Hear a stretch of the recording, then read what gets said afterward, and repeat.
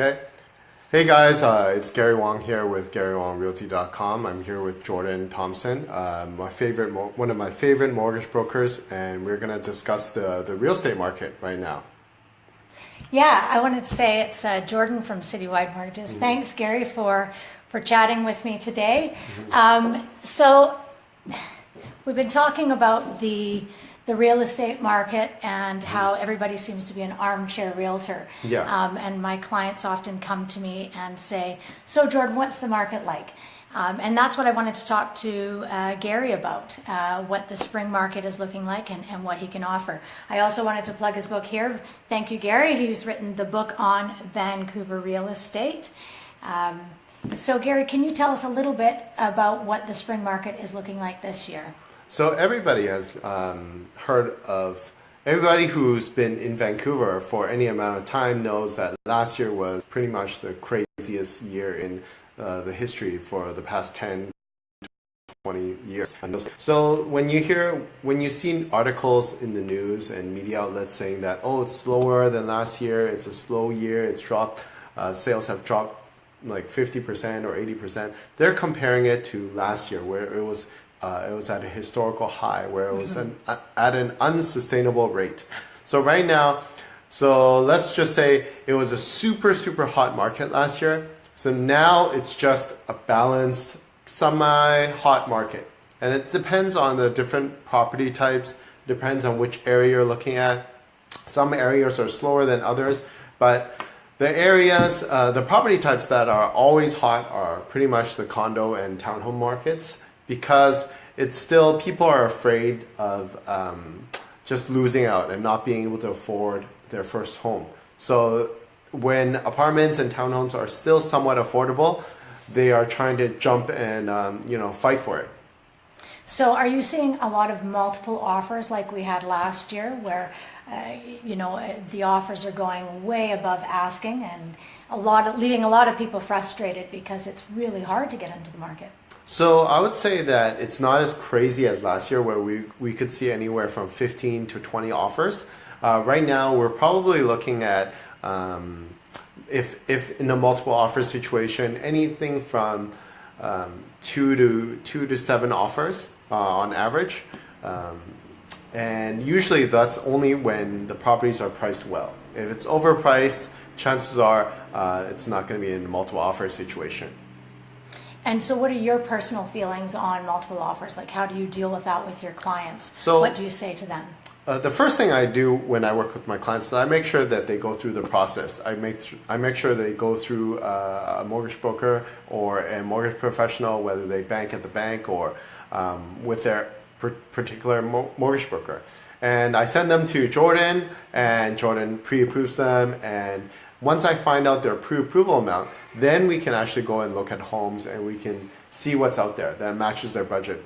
One of the common mistakes they make is that they come and they say, Gary, I'd like to buy X amount, 300,000 or 500,000 or 700,000, but we run the credit after Jordan runs the credit and realizes they can only afford 400,000.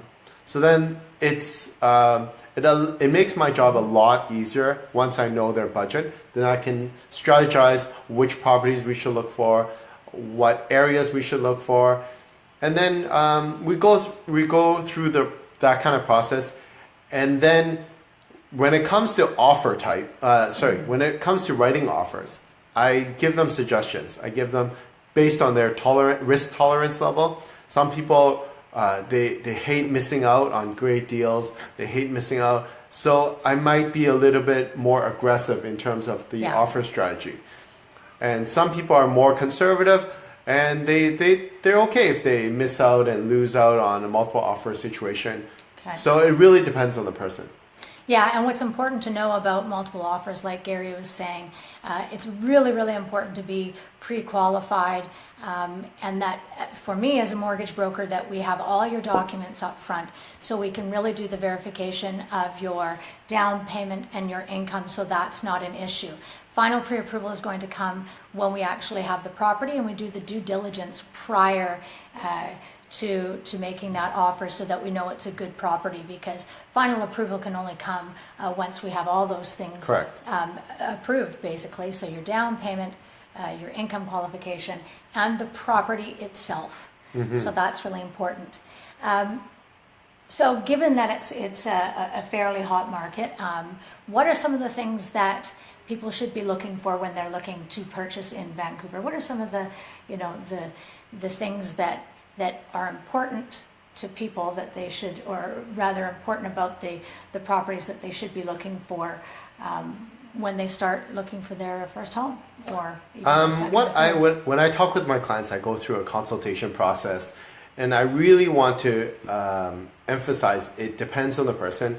They really need to get pre-qualified and pre-approved, so I can create a strategy on how we can approach this. We don't just go randomly take a look at homes, because they might not be able to afford it, or they might just buy something and regret it.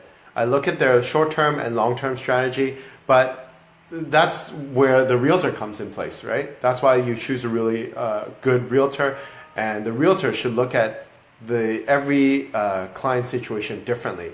So when I look at my clients and I look at their short-term, long-term goals, and it doesn't have to be like set in stone. They can change, and then I basically work with that, and I see what's out there, and we go look at homes, and a lot of times what the property type and the property location changes.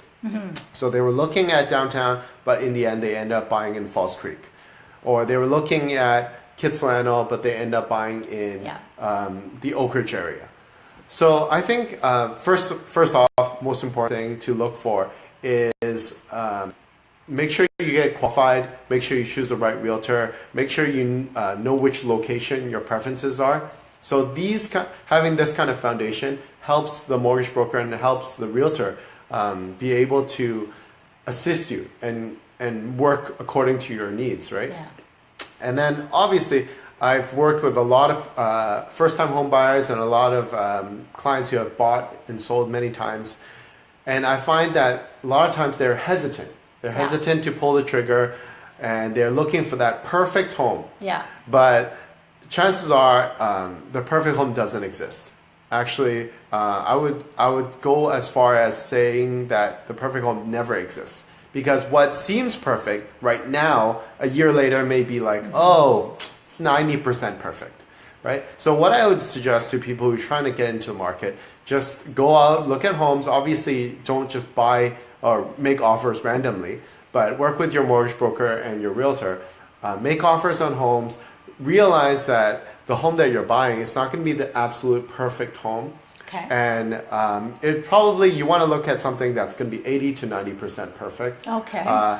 And then just get yourself into the market. A lot of people just sit on the fence and they end up never buying, and they see the market going up and up and up, and then they might end up just getting emotional and just buying something on the go and not really thinking it through. So definitely work with your mortgage broker and realtor, and we can guide you through that process. Yeah. And I get a lot of clients that say, is it a good time to buy? And my answer to that is, well, we can never really determine what the rates are going to be like in 6 months or a year. I mean, we have an idea, but it never really is the perfect time. Is it perfect for you right now? That's right. Do you need to move? And it's a perfect time if it's perfect for you, if it's the right thing. What about, when somebody's looking at their first home, do you get them to kind of, check out the neighborhood, make sure the neighbor's okay? I definitely go through. I talk to definitely. I talk to them about what's important to them: transit, asset appreciation, the schools, the community, and I basically narrow down. I have a long questionnaire that I ask them, and then sometimes they change their mind from time to time. Yeah. But what I remind them is that most people in Vancouver move every 5 to 7 years. Wow. So as long as we buy something that's 80 to 90% of what you want, and it's really good for resale. So don't buy any ex-grow-ups or Yeah. don't buy any severely stigmatized properties, and and we can go from there. Okay, so final question. Yes. Where is a good place to buy right now? What are some of the hot places to buy that we think are possibly going to be going up in value quite well, or just where is hot? So I think right now anywhere in Vancouver is pretty hot. Obviously, the west side is always hotter than the east side because the west side is the premium neighborhood. Yeah. I would say in the west side for condos, probably Falls Creek and Olympic Village being the hottest market right now. Downtown is also always consistently pretty hot. Yeah. I say for houses, probably the cheaper areas out in the Fraser Valley, Surrey is also quite hot. East Van is actually a buyer's market. Okay. So actually East Van for houses is a pretty good time to buy. Like I said, it depends on the individual. I give them, I ask them different questions, and then I find out what they're looking for, and then I'll suggest the neighborhood. Great. Well, thank you so much. I really want to say thank you to Gary for spending this time with us to talk about Vancouver real estate. Is it hot or not? And thanks for taking time out of your very busy schedule. I'm going to be doing another Facebook Live series with financial planner Aimee Shawore. She's going to tell us where we can find money that we don't even know we have. So thank you so much for tuning in. I hope it went okay. This is our first try, so I really appreciate it. Take care and have a great day. Thank you. Bye.